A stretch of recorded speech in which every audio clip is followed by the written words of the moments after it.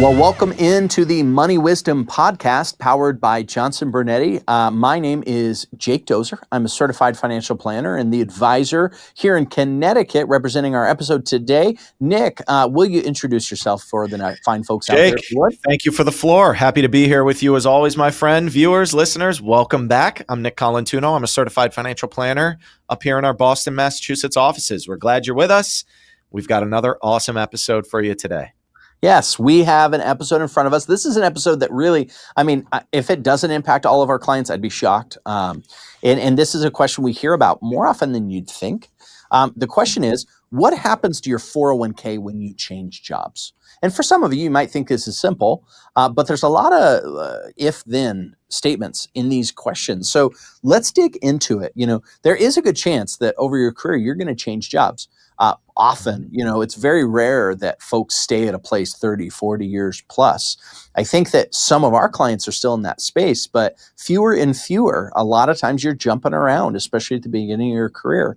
And it could be that you had a 401k there, a 403b here, and SEP IRA here. And what do I do? Do I leave them alone? Do I let them ride? Do I consolidate? Do I move them somewhere else? Do I cash them in? What's my options here? So what we see here in front of us today is that there's really four options. When you leave a former 401k or a former employer and you had the 401k there and you're not there anymore, what can you do with it? Well, option number one, and Nick, I'd love for you to elaborate on these if you would.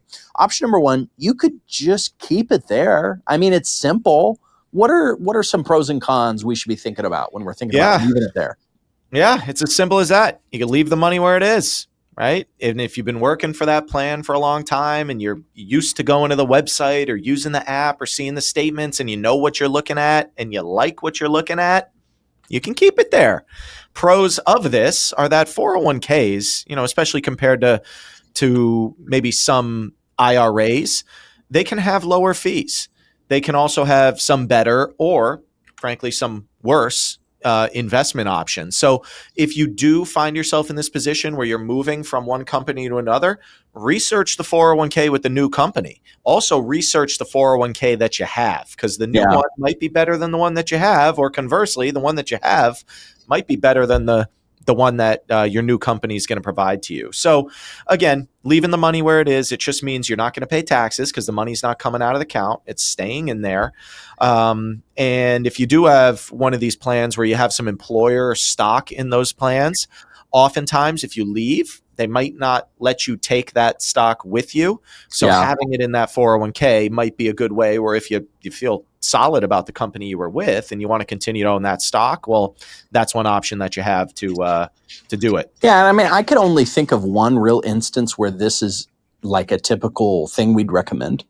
And that is, does that 401k have something materially unique about it? Most 401ks are pretty standard. A 401k is by law required to have 3 investment choices. Normally they have around a dozen.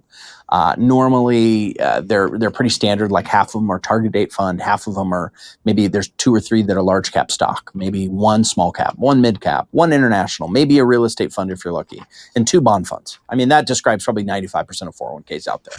But every once in a while, there's 2 unique things that could, to your point, roll up in a 401k. Number one, every once in a while we see a 401k that hasn't been around for a long time, but somebody's grandfathered into it and they have like a stable value fund inside of it that's paying 4 or 5%. I've only seen that. I see it about once a year here in Connecticut. Yeah. Very rare, but basically they have a risk-free bucket inside there that's paying better than what you could get in a savings account. Maybe you keep it then. I don't know. Or some of it, The second option is, to your point, you have company stock, you left it there because for some reason you don't want to buy it elsewhere. Or maybe there are sometimes tax benefits to doing it that way.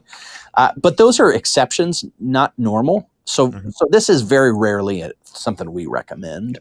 What about vesting, Jake? We hear people talk about vesting. Yeah. That only really matters if you ultimately think you might go back to that employer, right? So something to just be mindful of. Yeah, that's right. So there's exceptions to why you wouldn't want to move it. Most of the time it does make sense, but there's some reasons to leave it. Option number 2, you could, again, pretty simple, you could move it to the next company's plan. You could just take that 401k, roll it into the new 401k. What should we be thinking about pros and cons there?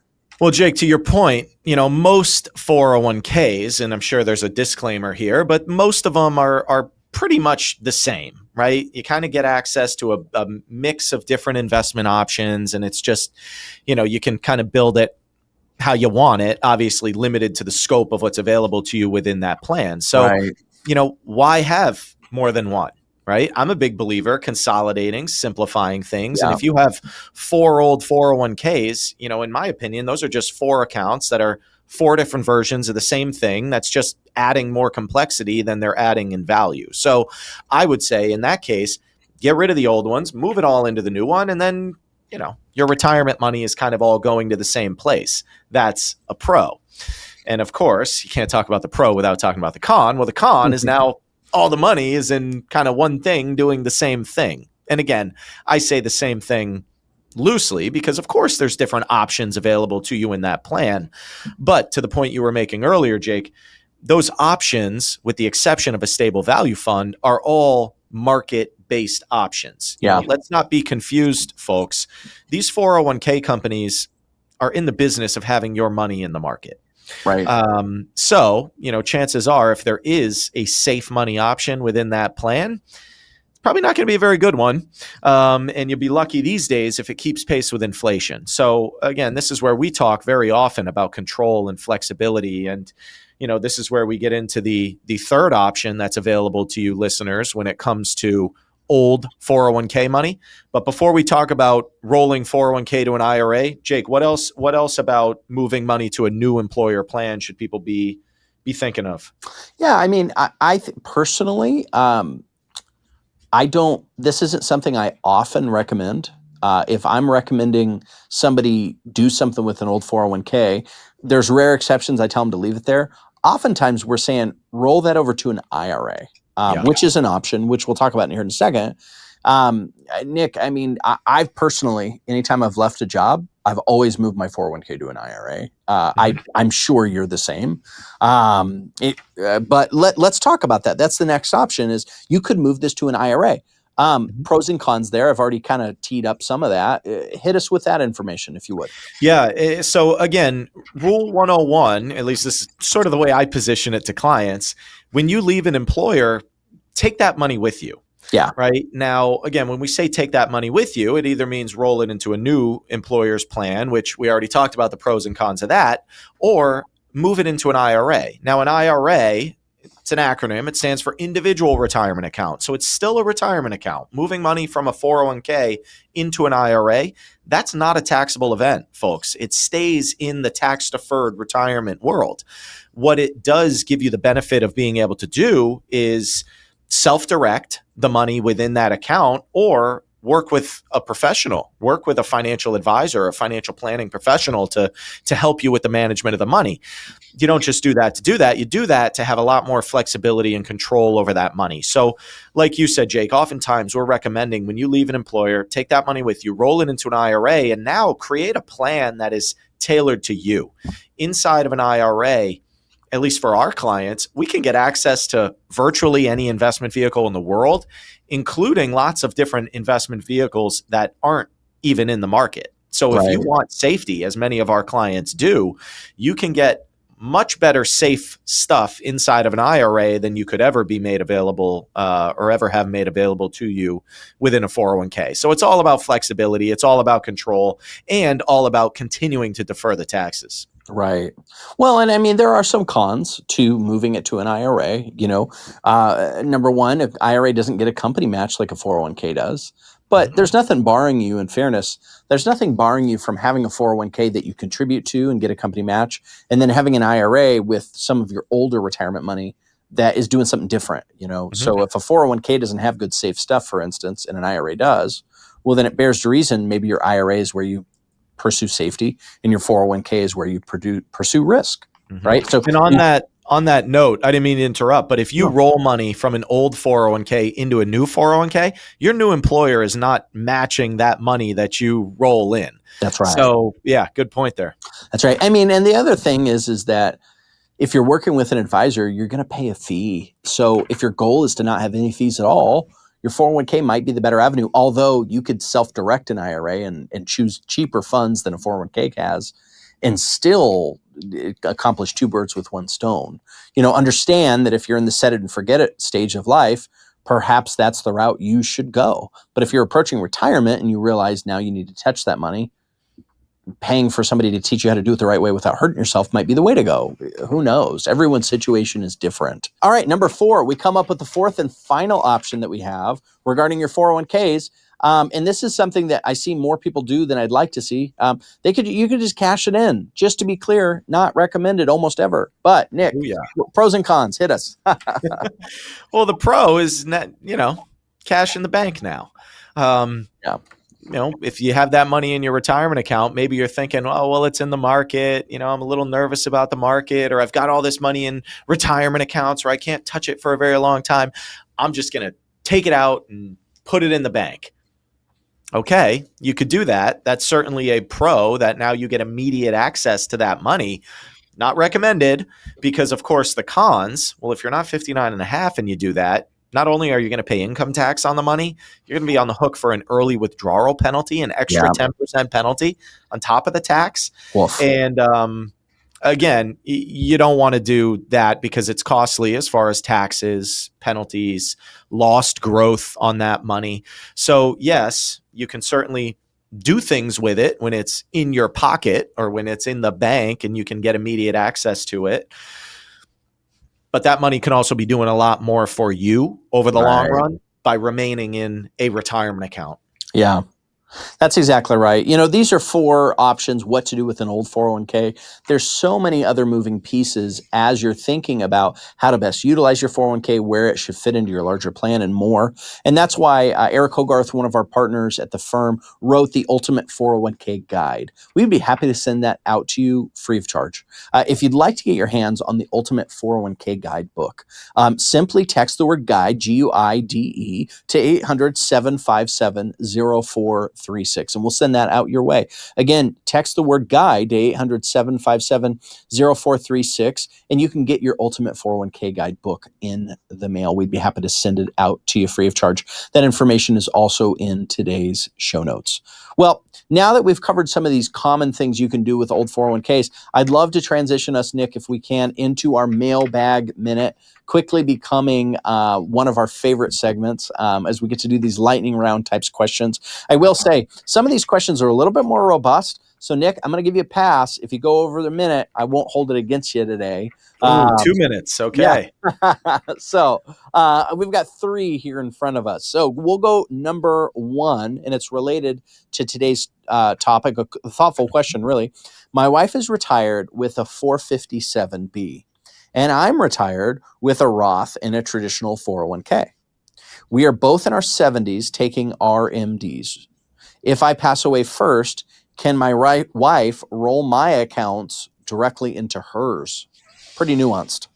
Cool it with the jargon, Jake. Jeez. Yeah. So folks, whenever you're listening to this episode and you hear us talk about 401ks, IRAs, right? The more common retirement accounts, there are other things that live in that world as well. 457s, that's usually a municipal issued retirement account. A Roth is of course a type of an IRA. So whenever we say 401k, just think whichever one of those plans you have, 403B, right, 457, 401A. There's so many things that live in that world. So this is a great question that this client asks because it really cuts to the heart of financial planning and really the things that we're trying to tackle for our clients. It is not an investment management question. It's not a rate of return question. It's not a, fee question or something like that. This is a planning question. And that's why I love, viewer, that you asked this. So they're both in their 70s. They're taking required minimum distributions. Now, folks, what a required minimum distribution is nothing more than your good friend Uncle Sam realizing that you got all that money in those retirement accounts and that you've never paid a penny of taxes on it. So you eventually get to a point in your 70s where the IRS forces you to start taking taxable distributions out of these retirement accounts. It hits you as income on a federal level here in Massachusetts, and Jake, where you are in Connecticut, as a state level. It can impact other things like your Medicare premiums, your capital gains tax rate. So to this viewer's question, if I pass away first, can my wife roll my accounts into hers? Yes, you can. It's as cut and dry as that. If a married couple, one of you passes away, any assets that the other has in the retirement world can go directly into an account owned by the surviving spouse. It doesn't matter if hers was a 401k and yours was a 403b, or if hers was an IRA and yours was a 457. Anything in the retirement world can be consolidated into a retirement account for the benefit of their surviving spouse. So, good question. Number two, this is a question about the impact of a Roth conversion. If I'm 64 and will apply for Medicare next year, if I convert my 4057 and 401k to a Roth now, will it be considered income? And will my Medicare Part B payments increase? Yeah, it depends. I mean, again, viewer, listener, it depends on the extent of that Roth conversion. But again, a Roth conversion hits you as income. And whenever you're on the hook for Medicare premiums, they look back at 3 years of income. So they're going to see, even 2 years down the road, oh, this client converted X amount of money back, 2-3 years ago. That is still going to have a bit of a lasting impact on those ongoing Medicare premiums that you have, which is why, again, these Roth conversions, and Jake, as well as I do, these are a large part of the planning that we do for our clients. And whenever they're being done, there are deep dive, calculations and tax planning considerations and Medicare planning considerations that go into it. So don't just run home tonight, everyone, and all of a sudden you convert $100,000 from your 401k because you heard on the podcast that that's something that you can do, because you don't know the real, more lasting impact that might have for you long term. So put a plan in place when it comes to those conversions. Just because you can doesn't mean you should. Just because you can do it all doesn't mean you should. Do it at the right time. If your first question you needed to answer is should I? Second question is when. Third question is how much. Fourth is with what funds. There's a lot of moving pieces here. Don't do it yourself. Do it with a professional. Last question, centered around retirement income planning. I have a 401k and a 10-year pension worth about $200,000. The total accounts, the two accounts together. If I work another 5 years, will this be enough for me to retire on? I'm not sure. What are your household expenses? Do you have a mortgage? Do you have any other debt obligations? How much does it cost you to live your life each month? Are you single? Are you married? Whether you're single or married, what are those base income streams that you have? Social Security, what does that equal each and every month? Do you have kids? Is legacy important? What I'm getting at here, Jake, is we need to know a lot more about the specifics of your situation before we can tell you if this is enough money to retire. Yeah. It's not just a 5-minute conversation. As you know, Jake, I mean, we are having very involved planning discussions week in and week out, where the 21 advisors we have here on the team are really making sure that our clients are going to be okay. So, telling us that you have a 401k and a 10-year pension and you're going to work 5 years, is that enough? It could be. It also might not be. So again, retirement is probably one of the biggest financial decisions you'll ever make. And along with planning for retirement comes a lot of other big financial decisions that you'll have to make. One regarding that pension, perhaps. One regarding Social Security. So there's a lot that goes into planning for this next phase of life.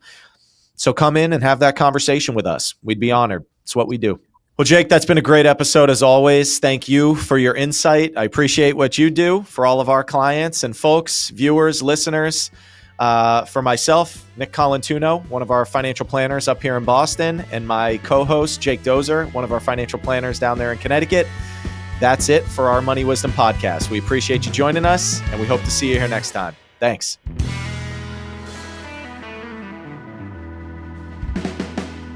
Johnson Brunetti is a marketing name for the businesses of JB Capital and JN Financial. Investment advisory services offered through JB Capital LLC. Insurance products offered through JN Financial LLC.